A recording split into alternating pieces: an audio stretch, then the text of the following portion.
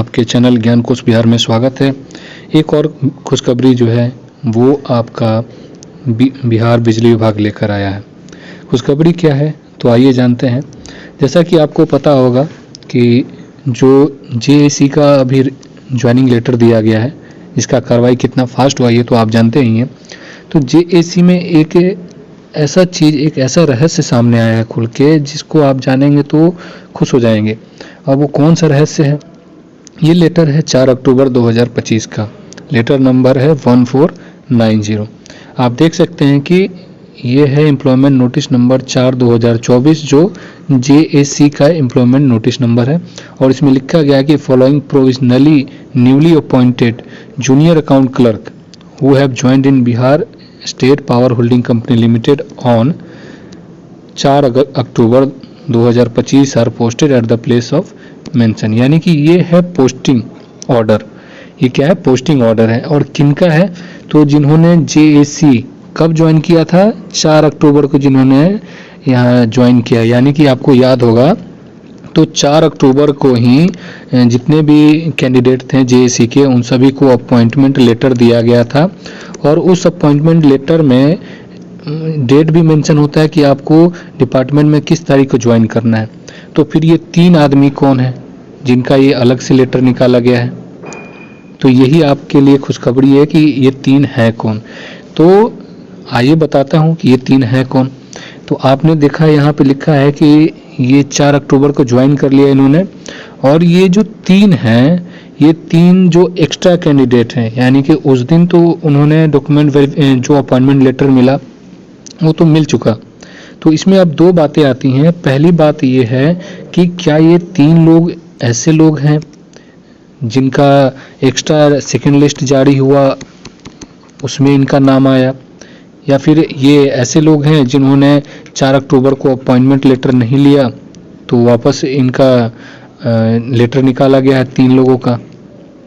तो ये दोनों कंडीशन हो सकती है कि जिन्होंने जो 4 तारीख को अपॉइंटमेंट लेटर लेने के लिए नहीं गए थे किसी कारणवश, तो उनको ऑनलाइन ये लेटर निकाल के जारी कर दिया गया कि हाँ भाई ये 3 आदमी हैं, ये तीनों का ये अपॉइंटमेंट लेटर है, इनको इस जगह पे ज्वाइन करना है। ठीक है, आप देख सकते हैं इसमें लिखा हुआ है कि इनका क्या नाम है? दीपक कुमार। ये जनरल कैटेगरी के हैं और वैशाली में इनको पोस्टिंग मिला है।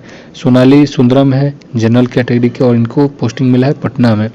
और इसी तरह अंशु रानी इनको मिला है नालंदा में पोस्टिंग। तो इस तरह से, और प्लेस ऑफ पोस्टिंग यहाँ पे दिया हुआ है GM F&A। तो ये इनका पोस्टिंग का जगह है। ये होम डिस्ट्रिक्ट है इनका। क्या है? होम डिस्ट्रिक्ट है वैशाली, पटना और नालंदा। इनका पोस्टिंग जो है ये फाइनेंस एंड अकाउंट जो डिपार्टमेंट होगा वहाँ पे इनका पोस्टिंग मिला है। तो ये देखिए, ये पोस्टिंग का जगह है। अभी बात करते हैं कि ये क्या हो सकता है। तो ये दोनों चीज़ें हो सकती है, या तो सेकेंड लिस्ट हो, या तो इनका सेकेंड लिस्ट जारी किया गया हो। मान लो कि कैंडिडेट कम पड़ गए तो ये सेकेंड लिस्ट जारी करके इन तीनों को बुला लिया गया।